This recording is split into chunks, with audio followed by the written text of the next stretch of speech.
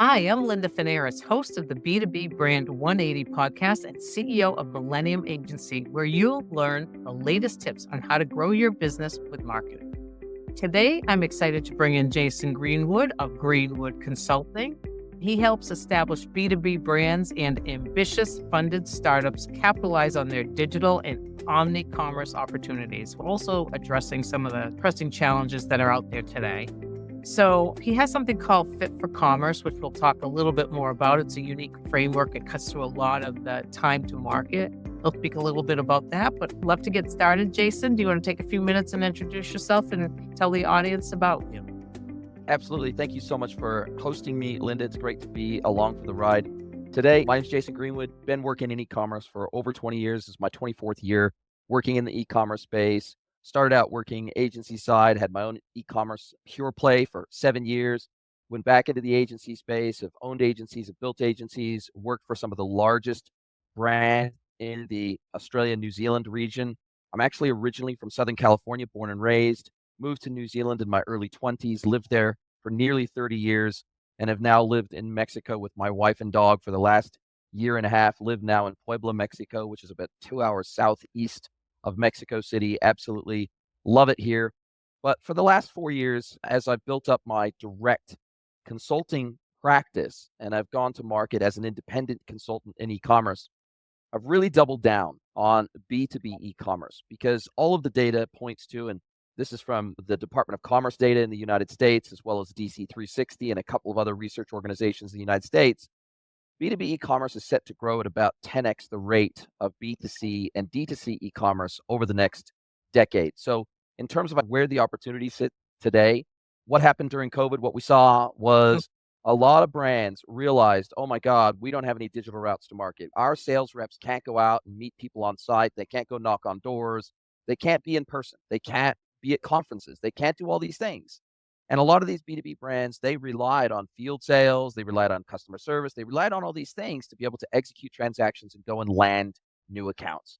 And all of a sudden, COVID came along and they had to really take a long, hard look at themselves and establish digital routes to market. And we're still benefiting from that transition today. At least I am in my consultancy. I know you work with a lot of brands on the technical, operational, and customer service experience side, and you use this framework called Fit for Commerce. And you're stating that it actually cut the time to market by more than 25%. Can you speak a little bit about that? How this framework works? What is the foundation? Why is it so different? And why do you think our audience could benefit from something like Yeah, look, I've always believed, and in my experience has borne this out, that if you ask better questions, you get better answers. Mhm. And so I establish credibility and expertise with my clients by asking better questions than anyone else in the industry, or at least I'd like to think that I ask better questions than anybody else in the industry. And so my discovery process is really unique. The types of questions I ask, where I go into depth is unique, but there's four primary pillars that we cover that? off as part of this framework. It's people, it's process, it's Mhm. tech, and it's data. And usually when I go in, the first thing that I'll get my new clients, especially if they're merchant clients, now I consult also to investors and platform vendors and agencies. But when I'm working with sellers, B2B sellers that are selling product into marketplace, they're manufacturers, they're distributors, they're wholesalers, and they're selling to other businesses. One of the first things I get them to do is to export a sample set of their product data. Wherever they hold that product data, it could be in an ERP, it could be in a PIM system, Right. wherever they hold it, get them to export, say, 50 products. Show me what a representative set of product data is, then do the exact same thing for customer data. Export 50 accounts worth of data. Show me what that looks like. Walk me through that. Show me what attributes you have. Show me how you've structured your data. Uh-huh. And usually within about 15 to 20 minutes of looking at this data set, I can tell these businesses exactly where the majority of their problems are. Because the vast majority of these B2B brands, especially if they've never done digital commerce before, if they've maybe only sold by EDI or e-procurement, as opposed to a self-service e-commerce platform, their data is often an absolute disaster. So Right. we work from the standpoint of what is the customer experience you're trying to create? Do you have the data to create that customer experience? And if you don't, we start there. And we Mhm. work backwards from there. We look at organizational design, we look at process design, and then ultimately A lot of people that hire me, they think we're going to jump straight into technology. Right. What technology do we need? What e-commerce platform do we need? What PIM do we need? What ERP do we need? What CDP do we need? What do we need to make all this stuff happen? And it's no, that's actually one of the last things we need to think about. We need to think Right. about the data, the customer experience, what we're trying to do, what types of services we're trying to surface to our customers, other than just the buy now button. Do we want to furnish the ability for them to search products, to be able to identify products, check inventory levels, place quote requests digitally, check order shipments digitally, to be able to lodge RMAs digitally, to be able to check the status of their credit account digitally, to check the MOQs for their unique catalog digitally, all these other services other than just the buy now button. And so we walk through all of those components of the customer experience and what needs to happen there. And then we work backwards from there. And usually the last 3 steps that I go through as part of my Fit for Commerce framework is we do search and select for technology.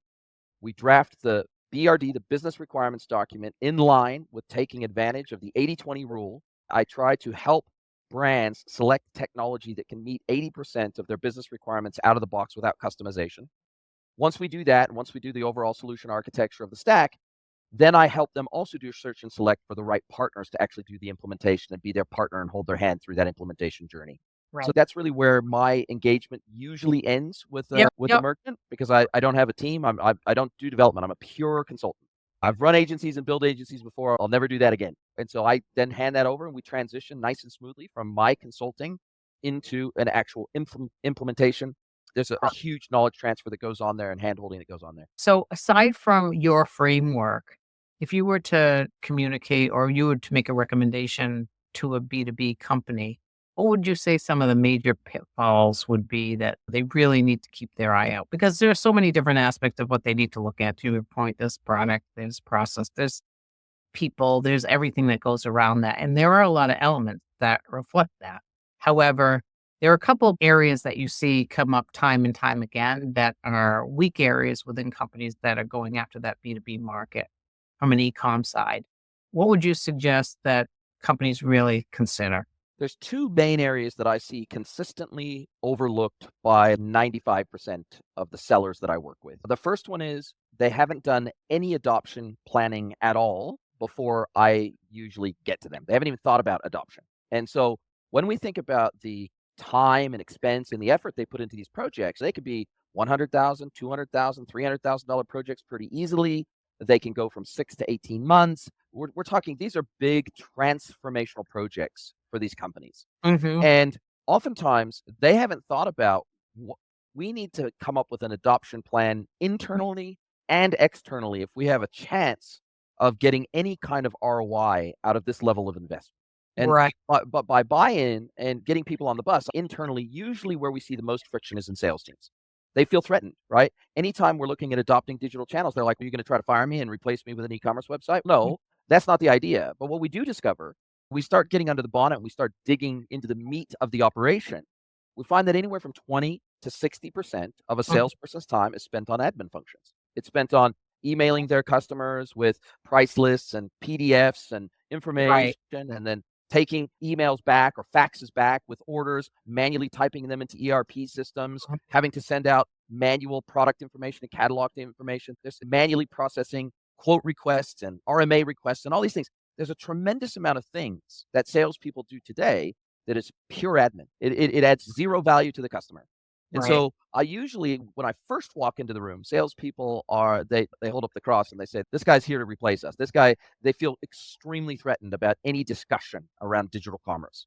But when we start, usually that's how they feel about me when we start the discussion. But by the time we finish the discussion, I'm one of their best friends because I'm a massive advocate for sales teams. I'm a massive advocate for humans, but I'm a massive advocate for humans doing the things that they are uniquely able to do, not things that we should hand off to a digital services layer.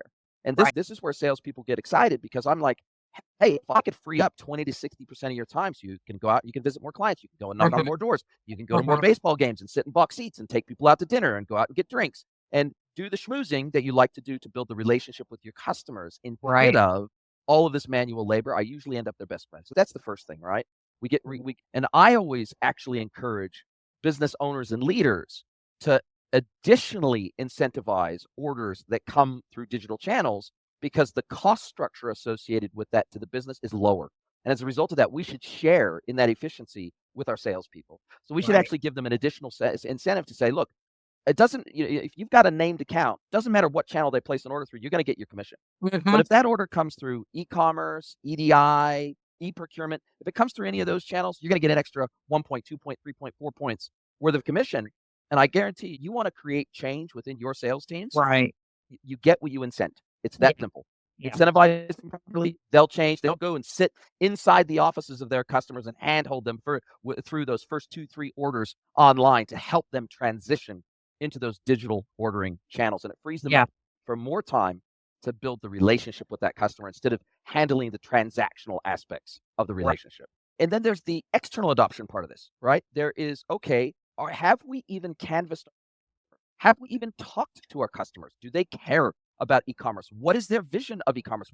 How do they define e-commerce? What types of digital services are they actually looking for? Because if they're on EDI today, they might think, well, we already do e-commerce with you. We already do EDI. Right. Our ERP talks to your ERP and places orders. Why do we need e-commerce? Well, what about all these other services that you do today manually by sending us an email or picking up the phone and talking to us or doing a live chat to our customer service team? What if you could self-service all of those requirements through a buyer's portal where you can Mhm. go and check the status of your credit account and do all these other things that you want to do, but you could do it 24 hours a day, 7 days a week at your own convenience. Would that be Right. helpful? Does that benefit you? So when you start doing the homework on what it's going to take for this to become an impactful, beneficial project for both you and your customers, you actually have to have the conversation. And I find that many times these businesses, they make a ton of assumptions about what their clients want and need from them instead of just talking to them and asking them. And to that point, it is B2B space on the commerce side is very complex.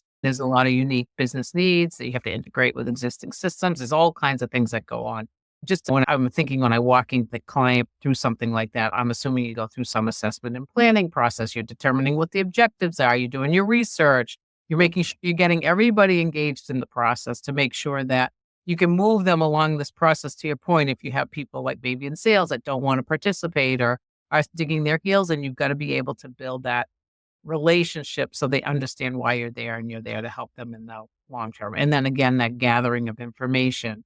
The other piece of it that can be pretty complex and it depends on the client, I would assume, is the platform that's going to be used. There's so many platforms out there that could probably meet some needs depending on whether it's like something like Magento or it's a custom built platform. So those are all the pieces. And to think about it from our listeners' perspective, there's sort of these multiple steps. I would think you can correct me if I'm wrong, but it's let's assess, let's do our due diligence. Let's look at the platform, getting everybody on board. Let's look at what's out there. Then you start to design and develop those platforms, figuring out what lines up. And then obviously it's the Yes. content and the data that has to go with that. And then training and onboarding and then launching and then what that really looks like for a company. It's not like you're going to throw together a B2B commerce site in a week and get it out there and it's a big success because to your point, there's an internal aspect and then there's an external aspect. I'm assuming when you get to the end and you've got something like this launch, you're monitoring and optimizing and making adjustments here and there and trying to continuously improve. Do you have processes in place to make sure that the actual end product is meeting the needs of the client and making sure you're maximizing their ROI? Yeah, I usually don't get too involved unless the client brings me back in and they say, look, we want to look at additional integrations. We want to look at additional systems to augment the systems we have. Usually the support, the hypercare, the enhance and extend, because I don't do development, usually the implementation partner takes ownership of that post-live experience, enhance, extend support. They Yeah. take ownership because they become the development partner of that merchant. And so Right. really I come with high level strategy, the channel strategy, I come with go-to-market strategy, I come with a data strategy, I come with all these things in the beginning. I do my initial discovery questionnaire is about 150 questions Mm. that go a tremendous amount of depth into each function within Yep. the business, goes into deep discussion around existing technology, existing integrations, existing data flows, workflows within the business, existing warehouse locations that we have to think about, existing channel integrations that we have Mhm. to think about. All these things. We cover all of this stuff and I meet merchants where they are. And sometimes it doesn't make sense for them to boil the ocean and rip and replace absolutely everything in their stack. Now, sometimes they'll bring me in they think I'm just there to maybe just look at the e-commerce solution because they think they're ready to do e-commerce. But when we dig under the bonnet, oftentimes we find that their back office systems, processes, and data are miles away from being ready for selling through digital channels, right? Right. They I can can, absolutely be a disaster. And oftentimes we have to take 2 steps back to take 1 step forward. That's oftentimes the way that it is. And sometimes when they bring me in initially and they think, oh, we're ready to go for e-commerce. Actually, you're not. And here's the 53 reasons why we don't want to build on quicksand. Here's the other things we need to put in place first to be able to support selling through digital channels, and not just selling, but also servicing the digital services layer for right. our B2B buyers, right? And all across all these areas we've uncovered when we did our customer interviews to make sure that what we build is actually going to be adopted and used by our customers. Now, one of the other things that I find that is often a discussion I need to have is that CFOs are notoriously black and white about the ROI of big, large scale, high CapEx projects, right? Mhm. They say, okay, you tell me within the first 12 months of launch, what percentage of our orders and revenue is going to migrate from Mhm. physical and other channels to our digital channel. And Mhm. that's what I'm going to assess ROI on, right? That's what I'm going to assess TCO on. I'm going to Okay. assess all these things based on the adoption and migration that we're going to get from old world channels to new world, Right. right? That is very short-sighted for 2 primary reasons.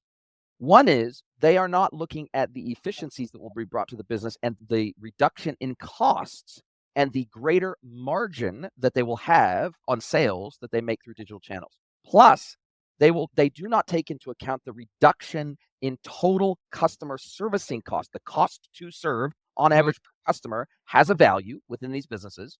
And if I can cut that cost to serve in half, which is a pretty achievable within 12 Right. months, I can, on average, usually cut cost to serve about 50%.